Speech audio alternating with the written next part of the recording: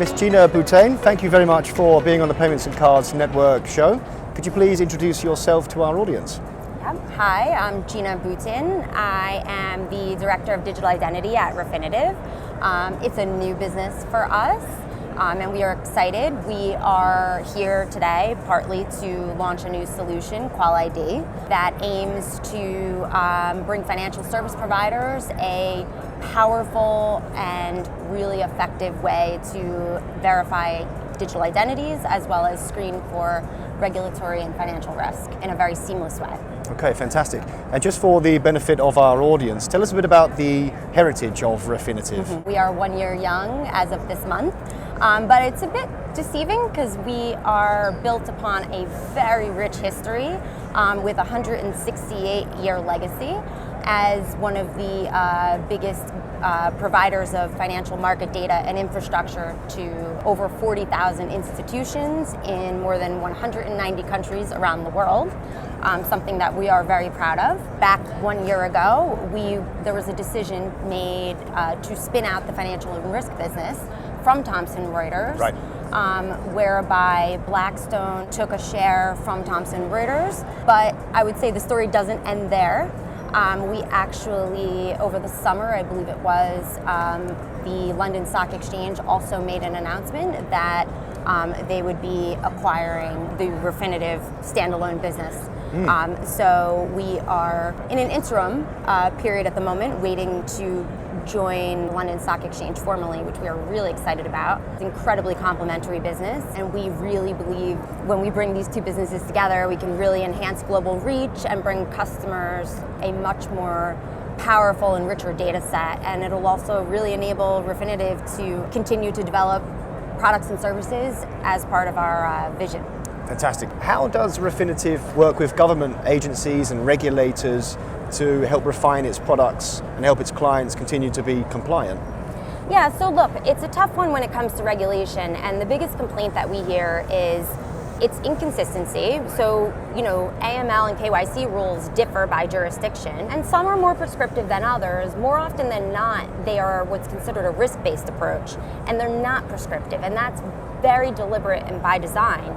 Because if you think about it, if we give the banks the exact instruction of what to do, they'll do exactly that, but we're also inadvertently giving criminals instructions of, okay, this is what they're going to do, right. so So now once they I know crack how it to for get one, around they crack it. it for all, yeah. Exactly. So that's why they have to be really careful not to make it too prescriptive, but it just makes it more complicated and challenging for a bank to figure out, okay, well, what do I need to do in order to establish confidence? So what we try to do is, we're huge believers in public and private collaboration. Yes.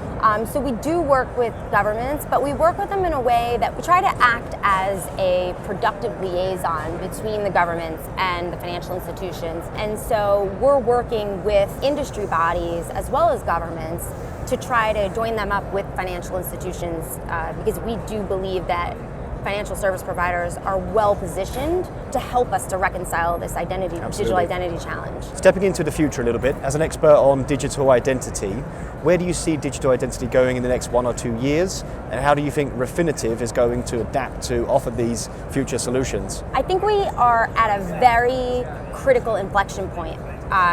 In other words, we have a big decision to make at this point around identity. What's really quite important in this is that intersection with privacy and data protection. Right. And they are so intertwined. I mean, there's on one hand, you have the KYC AML regulations, but there's a tension that's occurring between those regulations which are asking for information, and then something like GDPR that's empowering customers to not share information. So it's creating a little bit of tension. So I think what's at the moment, the decision that we need to make is, what model do we want to adopt in terms of how we see identity playing out? Because we're not doing it effectively, and there's 1.1 billion people in the world that don't have an official form of identity right now. Right.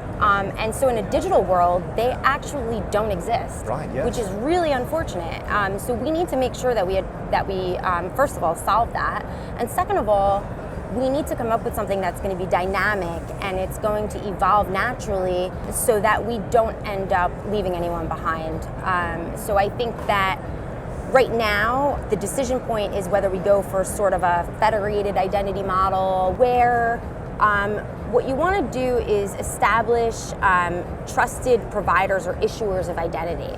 And you want to minimize how many of those there are, which also minimizes the amount of personal data that's out there. That's problem number one, is solving for just the absolute mass amounts of information that are out there, because we're creating it at a rate that's outpacing our ability to secure it. Yes. So that's why we have breaches every other day. But the alternative model is you'll hear about a self-sovereign, or that's where you'll hear about blockchain, and it's putting the identity information in the individual's control, so giving it to you. Very different concepts. Very different concepts, and it's great from a privacy standpoint because I get to control exactly what I give to you, but in a financial services sector, it's a bit of a contradiction because they don't seem to go together, do they? Yeah, I mean, if I don't give the bank the information that they need, I'm not going to get a loan. So it kind of defeats the purpose of it.